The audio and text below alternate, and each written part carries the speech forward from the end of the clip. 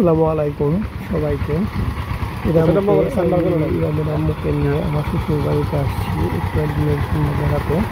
এখানে এসে এই যে শ্বশুর বাড়ি থেকে বের তিনি একটু বেরিয়ে নিচ্ছি হাঁটতে হাঁটতে বেরিয়ে দেখছি যেরকম সুন্দর ট্রাক্টর যাচ্ছে বাড়ির সামনে দিয়ে। আমাদের ওখানে তো এইসব বিষয় কল্পনাই করা যায় না। এখানে এই ট্রাক্টরটা দেখে বেশ ভালো লাগলো।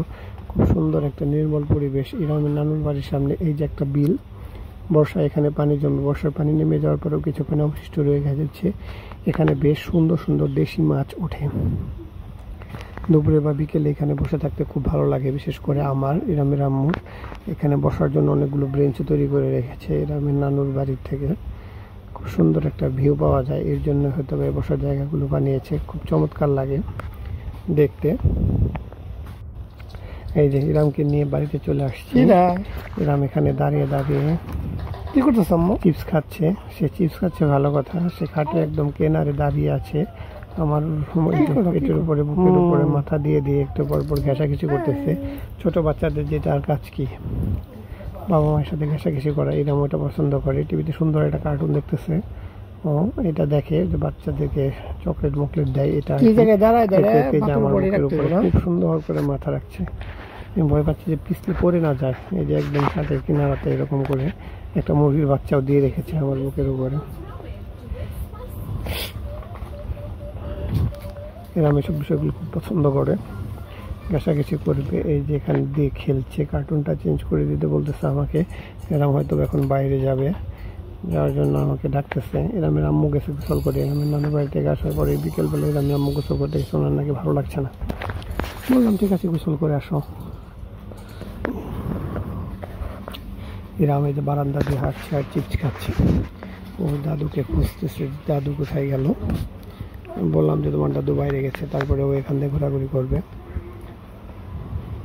এই যে ওর আন্টির গ্যাসের চুলার মধ্যে এসে এখানে একটু দুষ্টুমি করতেছে। এরকম নেড়েচে দেখতেছে এটা খোলা যায় কিনা, মানে কোথাও কোনো একটা লোফল পেলে হয় সেটা ধরে ওর খুঁচাখুচি করতে হবে, না হলে ওর ভালো লাগে না। খুব সুন্দর করে এখানে দাঁড়িয়ে দাঁড়িয়ে চিপস খাচ্ছে, আমার সাথে দুষ্টুমি করতেছে।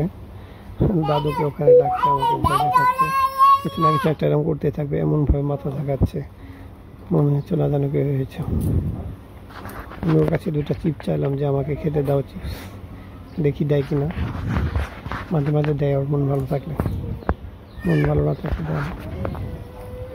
যেরাম আমাকে চিপস দিচ্ছে একা একাই, আমাকে হা করতে বলতেছে, মুখে দিতে যে মুখে বের করে নিয়ে যে ওই খেয়ে ফেললাম। যে এবার আমাকে একটা চিপস খাইয়ে দিল, আমার একদম ভিতরে ঢুকে যায় কথা বলতে বলতে।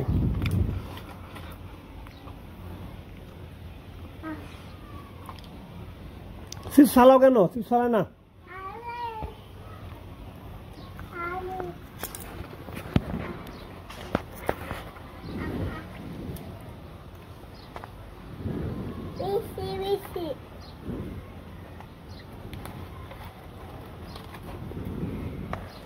আমাকে দাও, ফালাইও না নিচে, আমাকে দাও, আমাকে খাওয়াই দাও।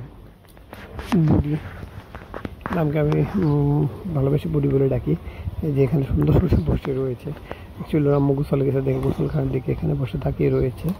চিপস ছিটাচ্ছে এখানে বসে বসে, মাছকে চিপস খেতে দিচ্ছে। আমি চাচ্ছি আমাকে দিবে না। সে এমনিতে এখানে চিপস ছিটাবে, খেলবে, বসে থাকবে, কথা বলবে, কিন্তু আমাকে দিবে না। কতবার করে বললাম যে আমাকে কয়েকটা চিপস দাও, আমি খাই তোমার সাথে বসে বসে। হ্যাঁ বুড়ি, কিন্তু সে রাজি হয় না।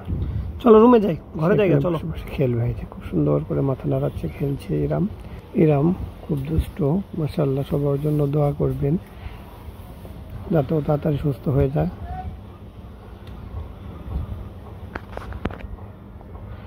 যেখানে বসে খেলছে ইরাম।